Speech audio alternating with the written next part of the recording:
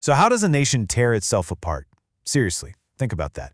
How does a rapidly growing, seemingly super prosperous nation reach such a devastating breaking point where its own citizens take up arms against one another? Well, the answer wasn't just some sudden snap.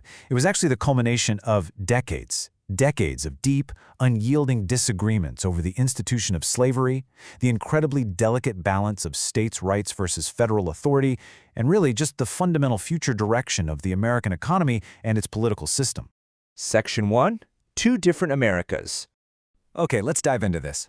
During the early 1800s, America was expanding at just a breakneck pace. But here's the thing, it was actively fracturing into two completely distinct economic realities. Up north, it was heavily industrializing. They were building a booming economy around wage labor, manufacturing, canals, and rapidly growing urban centers. It was a society getting increasingly connected by railroads and telegraphs. But meanwhile, the southern economy was moving in the exact opposite direction.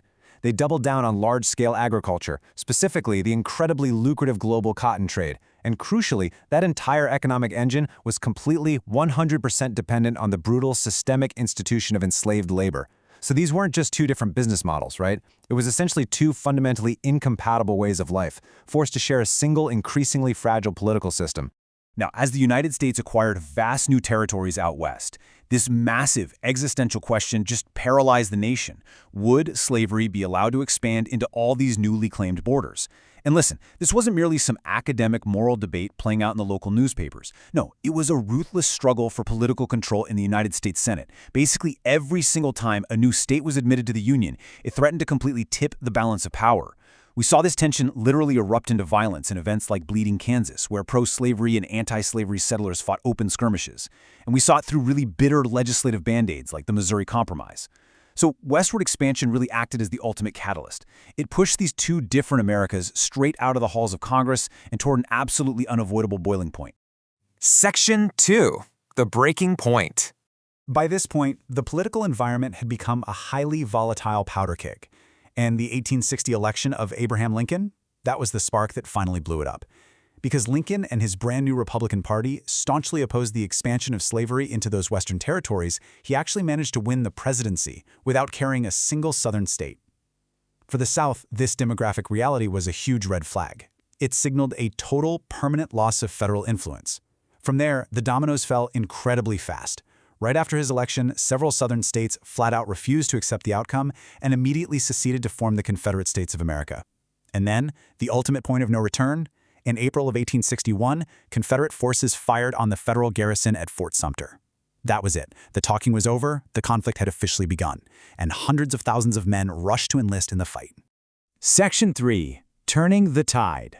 Once the fighting actually started, the reality of the conflict was far more brutal, prolonged, and just grueling than anyone had initially anticipated. 600,000. That is the widely accepted estimated number of soldiers who lost their lives from combat, disease, and starvation. 600,000. To put that staggering figure into perspective, as a percentage of the population at the time, it remains one of the deadliest conflicts in all of American history. We're talking about entire towns losing their young men. It's really vital to ground ourselves in that immense human cost, just the pure tragedy of this divide, before we analyze the strategic shifts that ultimately decided how it ended. Amidst all that staggering loss of life, the Battle of Gettysburg emerged in the summer of 1863 as the absolute definitive military turning point of the war. General Robert E. Lee had launched this highly ambitious invasion of the North, basically hoping to force a political settlement. But that invasion was stopped dead in its tracks over 3 incredibly bloody days in Pennsylvania. This crucial Union victory did 2 really essential things. First, it decimated the Confederacy's offensive capabilities, meaning Lee's army would never again invade Northern territory in major force. And second, it provided a desperately needed surge in Northern morale, effectively keeping the Union war effort politically viable. The military momentum had definitively shifted. Now, what's really interesting about this slide is how the core purpose of the war evolved as the fighting dragged on. In 1863, President Lincoln issued the Emancipation Proclamation. This was a presidential order officially declaring that all enslaved people in Confederate-held territories were free. Beyond its immense moral weight, this was just a brilliantly calculated strategic and diplomatic move. By elevating the abolition of slavery to a central war aim, Lincoln effectively ensured that anti-slavery European powers, most notably Britain and France, would absolutely not intervene on behalf of the Confederacy. It fundamentally transformed the conflict. It went from a conservative war to just preserve the old Union into a revolutionary war to completely dismantle the institution of slavery. Later that exact same year, Lincoln doubled down on this newly defined national purpose. Standing near the battlefield in Pennsylvania, he delivered the Gettysburg Address. In a profoundly impactful speech that, amazingly, famously lasted only about 2 minutes, he completely reframed the American experiment. He emphasized equality, democracy, and the absolute importance of preserving a unified nation. He framed the tragic widespread loss of life not as some vain military pursuit, but as a necessary sacrifice, a sacrifice to ensure that a government of the people, by the people, for the people would not perish from the earth. He gave all that ongoing bloodshed a much higher moral calling.